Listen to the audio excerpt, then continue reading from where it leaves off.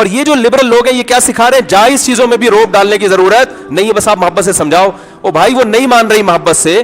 دیکھو عورت پہ ہاتھ اٹھانا بہت بری حرکت ہے، لیکن ناجائز ہاتھ اٹھانا. اگر وہ ایسا کام کر رہی ہے، آپ کی عزت کا جنازہ نکال دیا، آپ کے باپ کو گالیاں دے رہی ہے، آپ کی ماں کو گالیاں دے رہی ہے، اور آپ سمجھتے ہیں کہ محبت سے باز نہیں آ رہی، تو ہاتھ اٹھانے کے علاوہ آپ کے پاس کیا آپشن ہے؟ آپ کے پاس ایک آپشن رہ جاتا ہے، طلاق دے دو اس کو. طلاق کے بعد جو اس کا حال ہوگا وہ زیادہ برا ہوگا یا ہاتھ اٹھانے پہ جو ہاتھ ہوتا ہے حال ہوتا ہے؟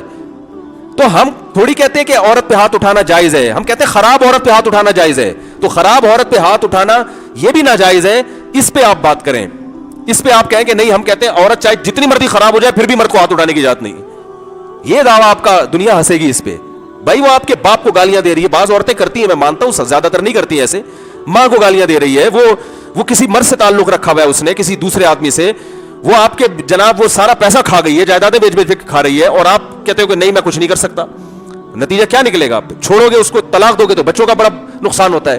ایسی صورت میں اسلام نے اجازت دی ہے کہ آپ بقدر ضرورت ہاتھ اٹھا سکتے ہیں ایسی عورتوں پر.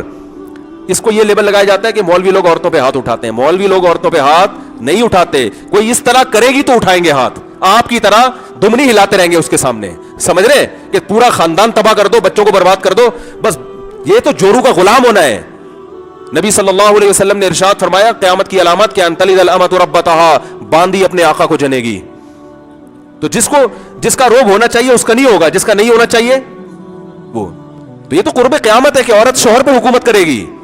عورت سے محبت کرنے کا حکم ہے، اسے آقا بنانے کی اجازت نہیں ہے. آقا آپ ہو، گھر کے سربراہ آپ ہو.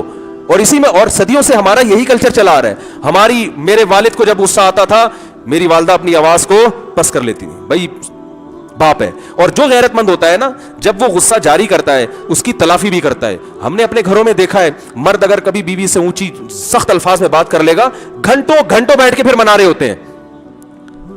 اس کی تلافی ہو سکتی ہے کسی بھی طریقے سے. چلو یار آؤٹنگ پہ چلتے ہیں، کچھ کھانا کھا کے آتے ہیں، چلو، کیونکہ رہنا اس کو پتا ہے اسی کے ساتھ ہے، اس کا موڈ آف ہوگا تو مجھے فائدہ کیا ایسی شادی کا. تو پھر موڈ آف کرنے کے بعد پھر وہ آن کرنے کی بھی کوشش، جو فیوز اڑایا اس نے بھائی تو فیوز بحال، الیکٹریشین بھی یہ خود ہی ہے نا.